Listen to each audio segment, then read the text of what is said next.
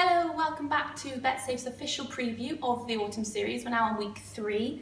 Let's welcome our guest, 3 times British and Irish Lion, Welsh top try scorer, and yesterday it was announced that he'll be added to the World Rugby Hall of Fame. Shane Williams. Hello. Hey Shane, how you doing? Good, thanks. We hear you've been away in Bermuda. How was it? Yeah, it was tough. The rugby was tough, but I think the socialising was even tougher, to be fair. And for anyone who doesn't know, it was the Classics. Yeah, the Bermuda Classics. Obviously a tournament that runs over 9 days for the old fogies, the guys that used to play, the professional boys. Unfortunately, we lost in the semi-finals with the British Classic team. The South Africans were too strong for everyone, and we came home with our tails between our legs, but we had a good time in between. And congratulations, we heard yesterday you'll be added to the World Rugby Hall of Fame. How does that feel? Yeah, it's very humbling. You look at the players that have been selected and put in the Hall of Fame before you, and I'm up there with the likes of Johnny Wilkinson and O'Driscoll and players before them as well. Looking forward to the ceremony on Thursday, and hopefully, I can enjoy myself. And it's very humbling anyway, but I'm quite nervous about it all as well because I've been out the limelight for a while, so looking forward to it. Oh good, congratulations on that. Thank you. Let's get started on the first game then. Italy are going to take on the Springboks. Italy obviously didn't have a very successful run against the All Blacks. South Africa, not so. What do we think? Yeah, I think Italy, bit of a trouncing against the All Blacks, an angry All Blacks team. I think after their defeat against the Irish, I think it was always coming. They haven't become a bad side overnight, and the fact that they'd lost against Ireland meant that they're really going to give it a go against the Italians. And the 60 points they put on them was a reflection of that, really. So I don't see any upsets there. I think Italy will be hurting, surely. Yeah, I think Italy will be hurting, but South Africa as well played pretty well against England in parts of the game. Scored points against a good English side there. They did look comfortable. However, I think South Africa will be far too strong for Italy. I hope it's not a chance for Italy because obviously South Africa play Wales the following week, and we don't want them with too much confidence going into that game. Yeah, and South Africa are really strong in attack. Is there any key players you think you could pick out that might be a try scorer? Leroux at full back, I'm a big fan of. He perhaps hasn't been playing to his full potential at the moment. He's a very good player, and I think, if I was going to bet someone that's going to score points against an Italian side that should be beaten against South Africa, Leroux would be a good bet. Moving forward to England then, England have got Fiji. England obviously had a really good run last week, looking really strong, strength and depth. Who do you think are the ones to watch there? Well, it all depends with the English side. They pick really. Obviously, I don't think they're going to go with full strength side. They've got such strength in depth at the moment. That was my next question. Yeah, they're very dangerous. Whichever players are going to be put out on the field there. Fiji as well haven't been playing particularly well of late, so it's a hard one to gauge really. I see England winning very comfortably. What players will be on the field, I have no idea. I think it'd be nice to see May back out there again. He has come back from injury, scoring form against South Africa on the weekend. And if he plays, he'll certainly be someone that'll be looking for the try line. Very good player and hitting some form at the moment. Yeah, can he comfortably bring in new players then with not too much worry? I don't think Eddie Jones is going to worry about what players he's going to bring in. Like I say, they have such strength and depth at the moment. Because the Aviva Premiership is so strong, the players come through are full of confidence. England on a winning streak.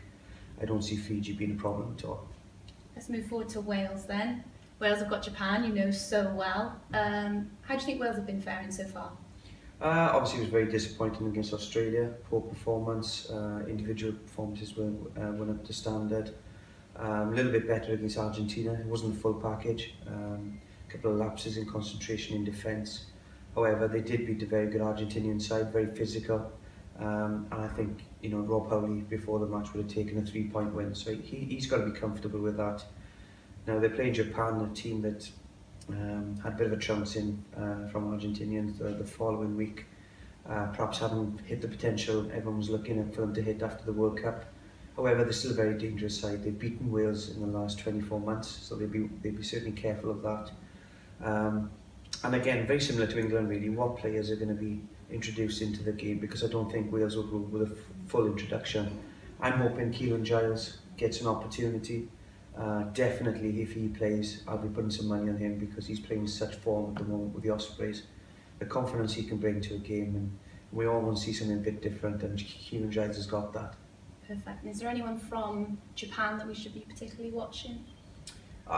Japan are a very good side in which will score tries. They have players like Murphy, Imada, these kind of players that certainly know how to create and have scored a lot of tries for their country.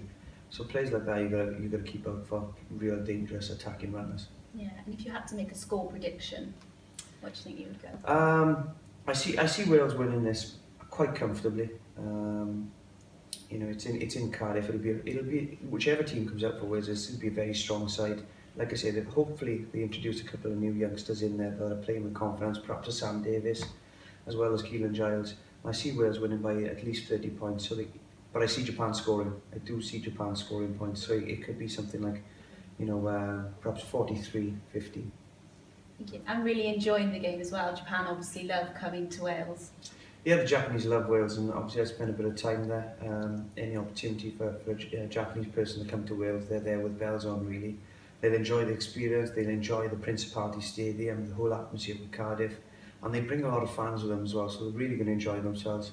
Hope they don't enjoy themselves too much like they did against the Springboks in the World Cup. So I do see Wales winning this one, but the Japanese are really going to enjoy themselves on the field as well. And Argentina have just played Wales, and now they're going to go up and play Scotland. Who are the ones to watch for Argentina? Obviously, Scotland have just come off the back of quite a hard loss, just by 1 point. Yeah, you've got a feel for the Scots. You really have. There's twice now against Australia. They've had it taken from them right in the final stages. Argentina are still a very good side. I don't think they played particularly well against Wales, in fairness, but I think Wales, you know, were the reason for that. They defended quite well in parts and really smothered Argentina. Didn't allow players like Cadero, who I'm a big fan of, the left wing for Argentina. He didn't get much opportunity against Wales, which was great for Wales, but not for the Argies. You think you might see more of him against Scotland? I think so. I think they will use Cadero a lot more. Sanchez as well at the outside half, who's been playing particularly well for Argentina. Didn't have his best game against Wales. So those two players are key for me.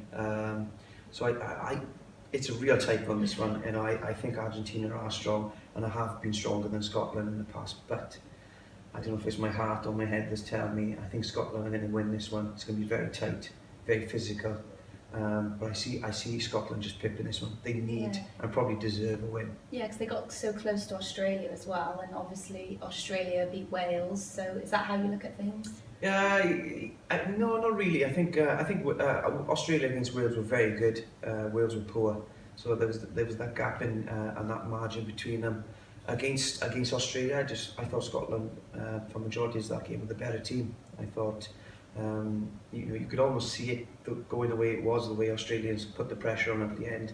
But you kind of willed Scotland to go on and win that. But Australia are a very good side. Scotland are performing better and better every time they play. And I don't think Argentina were at their best against Wales. So I see a good Argentina side going to Scotland and really giving it their all. However, I think Scotland deserve and probably are going to come away with a nice 5-6 point win. And moving over to Ireland, they've just done a historic victory against the All Blacks. Where do you think the key players are going to be in this game? Well, I think obviously the Irish are going to do what they did to the All Blacks or try and do what they did against the All Blacks in Chicago, and that's to smother the All Blacks, stop the All Blacks from playing the game that suits them. I thought the driving maul and the driving lineouts for the Irish were superb. I thought the likes of Heaslip, CJ Stander were fantastic, and they won pretty much the same again. However, I just don't see the All Blacks making the same mistakes. I see them learning from that game and moving on and beating the Irish this time. I just can't see the All Blacks losing 2 games against a team on the bounce, really. What do you think the All Blacks have to do differently this time? Was there anything in particular? No, they have to cope with the likes of Heaslip and CJ Stander. They have to stop the driving maul and the mauls and really just try and get into their own rhythm. I think Ireland didn't allow them to do that. So I think they'd have learned from that, really. if you see Ireland, if you ask me before where do I see Ireland winning, well, it was certainly in Ireland. So this for me is a big game for the All Blacks now. I saw the All Blacks winning in Chicago, so this now is doubly important for the All Blacks. I just see them as having far too much strength and depth, too much out wide really that the Irish can cope with, and I just see them, the likes of Kieran Reid and Dean Coles, just being a real problem for Ireland. Yeah, moving around quite quickly. Dean Coles up front. Yeah. So where do you think the key players are for Ireland and New Zealand? Well, Jimmy Heaslip was superb in Chicago, as was CJ Stander. I thought Rob Kearney was great, very safe, an attacking threat as well. And I think he was given far too much space and time by the All Blacks, and again, that's something they'll learn from. Like I say, I don't think Ireland will change much. Same teams again. Same teams. If it's not broken, don't fix it. Really, kind of attitude. And they're gonna do exactly what they did out in Chicago to try and beat this All Blacks team. However, with the All Blacks, it doesn't matter what team they put out; they're going to be superb. Whether it's a Cruden or a Barrett or a Smith or a Surveyor, whoever they have there is going to be superb. And if you had to call it? Only because I thought the Irish were superb in Chicago. In my head, I just can't get around the All Blacks losing 2 games in a row against a team.